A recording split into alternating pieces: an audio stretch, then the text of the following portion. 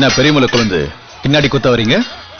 இது போர் தர்மம் இல்லையே. அது பெரியமலை குழந்தா? அதான உங்க பேரு? உங்க குடும்பத்தை வேரோட கருவறுக்க நான் எந்த தர்மத்தை மீற வேண்டாம். உன் பாட்டி என் பொண்டாட்டி பெருமாயி சாவுக்கு காரணமா இருந்த உங்க அப்பனையும் ஆத்தாளையும் அழிக்க தாண்டா நான் காளியோட போய் சேர்ந்தேன். வெத்தலை பாக்கு போட்டுட்டு திண்ணையில உட்கார வேண்டிய வயசுல வாழை தூக்கிட்டு போருக்கு வந்தது இல்லாம ஏன் கூடயே சண்டையா? இதுவே வேற யாராவது இருந்திருந்தா இந்நேரம் உங்க தலை தலையில உருண்டிருக்கும். பாத்தீங்களா, உங்க வாழ் உங்க பேச்சு கேட்கல. இப்ப நான் சொல்றது கேளுங்க. கையால சண்டை போடுவோமா?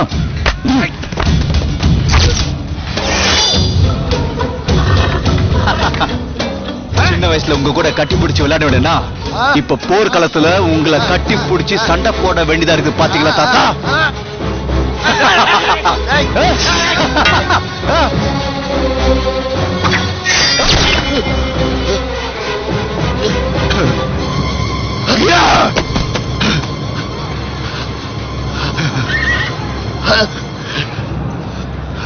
என்ன அறியாம பல கொடூரமான நாயே வழிச்சேக்க ஆசை வேலையெல்லாம் செஞ்சுட்டேன்.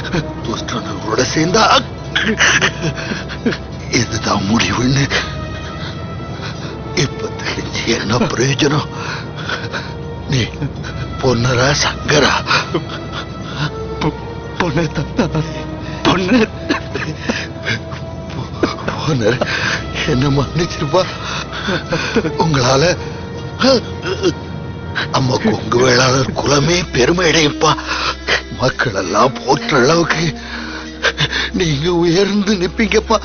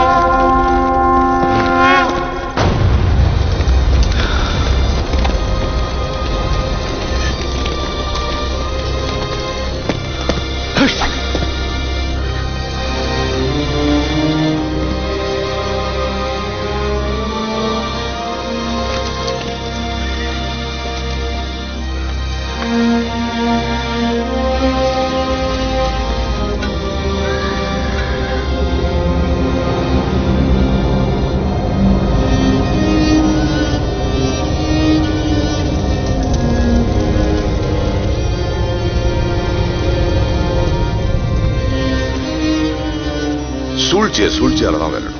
ஒரு அருமையான யோசனை. என்ன யோசனை? பொன்னரும் சங்கரும் நமக்கு எதிரிகளா இருக்கிறதுனால தானே நம்மளை பழி வாங்க நினைக்கிறாங்க.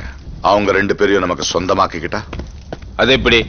அவங்க தங்க அருக்காணிய தலைவர் காளியோட மனைவியாக்கிட்டா அதுக்கப்புறம் அவங்க ரெண்டு பேரும் உங்க மச்சான் ஆயிடுவாங்க. ஏன் குளம் வேற, அருக்காணி குளம் வேற, எப்படி சம்பந்தம் செய்யறது? எங்க சமூகத்துல இதுக்கு ஒத்துக்குவாங்களா? நான் சொல்றது அவசரப்படாம கேளுங்க. அருக்காணிய ரகசியமா தூக்கிட்டு வந்துடணும். தலையூர் மன்னன் மஞ்சத்துக்கு வந்துட்டு அருக்காணி தப்ப முடியுமா? அருக்காணிய காளி மன்னனுக்கே கட்டி வச்சிருவாங்க பொன்னரும் சங்கரும். எப்படி என் யோசனை? அருமையான யோசனை தான். ஆனா அதர்மத்தின் சிகரத்துக்கே போ சொல்றிய, அதான் பாக்குறேன். மன்னா, நமக்கு வேற வழி இல்ல. நம் படைகள் பெருந்தோல்வி அடைஞ்சிட்டு இருக்கிற இந்த நிலையில நம்மளை காப்பாத்திக்க இதுதான் அருமையான யோசனை. பராக்கிரமா மன்னா, மாந்தியப்ப சொல்றத இன்னைக்கு ராத்திரியே செஞ்சிருவல்ல? கண்டிப்பா செஞ்சிடுறோம் மன்னா.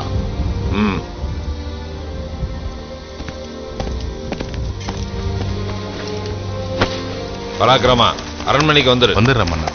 அருக்காணிய தூக்குறது முக்கியம் இல்ல, தாமரைய போடணும். பழி காளி மேல வரணும்.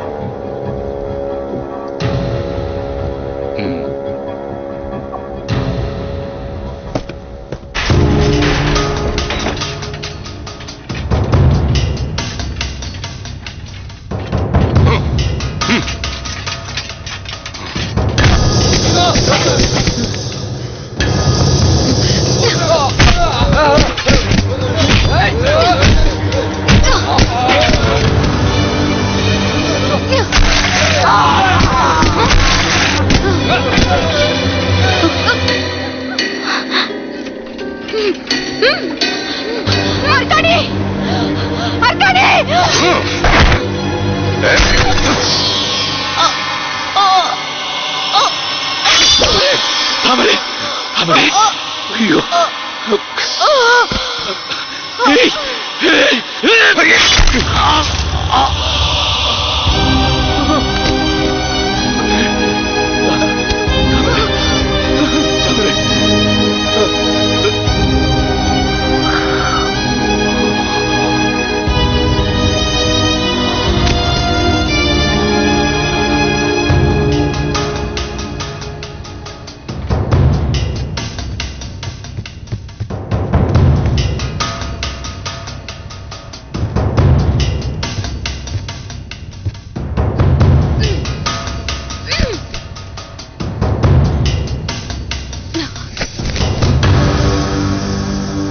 யார் ராணி?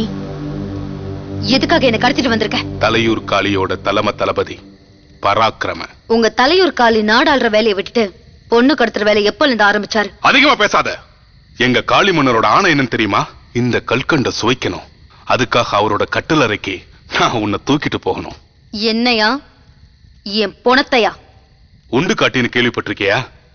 தன் தலைவருக்கு படைக்கிற விருந்த தலைவர் சாப்பிட்டா ஆபத்தா இல்லையான்னு முதல்ல சாப்பிட்டு தெரிஞ்சுக்க உண்டு காட்டி இருப்பாங்கல்ல, அந்த உண்டு காட்டியாதான் நான் இப்ப இருக்க போறேன். நீ அமுத மலரா ஆலகால புஷ்பமான்னு நான் முதல்ல மோந்து பார்த்து முடிவு செய்ய போறேன். நீ மோந்து பாக்குறதுக்கு முன்னாடி உன் உயிர் இருக்காது.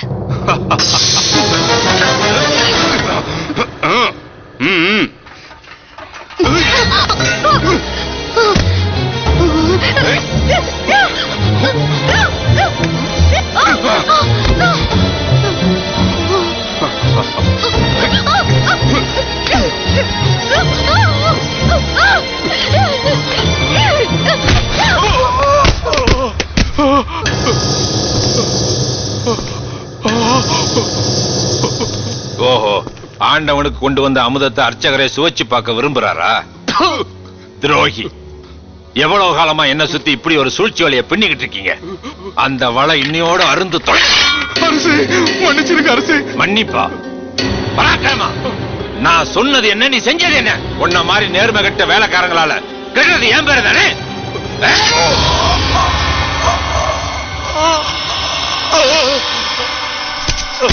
யாருங்க?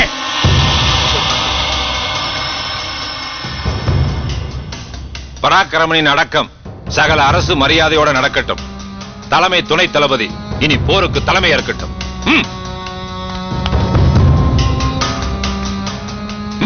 கொண்டு வாங்க.